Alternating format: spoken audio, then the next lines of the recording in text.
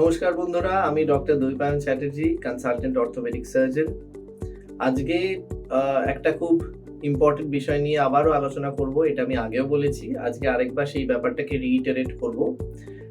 আমার ওপিডিতে অনেক পেশেন্ট আসছেন পায়ের ফ্র্যাকচার নিয়ে বা পায়ে চোট লেগেছে, তারা গরম সেক নিয়ে আসছেন, ফলত তাদের ব্যথা ফোলা এগুলো কিন্তু বেড়ে যাচ্ছে। মনে রাখবেন, চোটের পরে গরম সেক নেওয়া যাবে না। চোটের পরে সবসময় আইস কম্প্রেস বা ঠান্ডা সেক নিতে হবে। চোটের পরে ফলো করুন রাইসে আর মানে হচ্ছে রেস্ট, মানে যে জায়গায় চোট লেগেছে সেই জায়গাটাকে নাড়াচাড়া না করা। আই মানে হচ্ছে আইস, মানে বরফের শেক। সি মানে কম্প্রেশন, যদি ক্রেপ ব্যান্ডেজ থাকে ক্রেপ ব্যান্ডেজ জড়িয়ে কম্প্রেশন দিতে পারেন, খুব টাইট করে বাঁধবেন না, হালকা করে বাঁধবেন। আর ই মানে এলিভেশন, মানে যে জায়গায় চোট লেগেছে সেই জায়গাটাকে তুলে রাখতে হবে। যদি হাতে চোট থাকে গলায় ব্যাগের মধ্যে ঝুলিয়ে রাখুন, যদি পায়ে চোট লাগে দুটো বালিশের ওপরে পাটা তুলে রাখুন।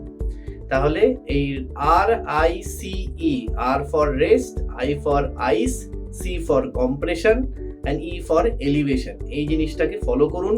চোটের পরে গরম শেক নেওয়া যাবে না। চোটের পরে স্প্রে লাগানো, মলম লাগানো, মাসাজ করা, এগুলোকে অ্যাভয়েড করুন। চোটে খালি বরফের শেক বা আইস কম্প্রেসই নিন।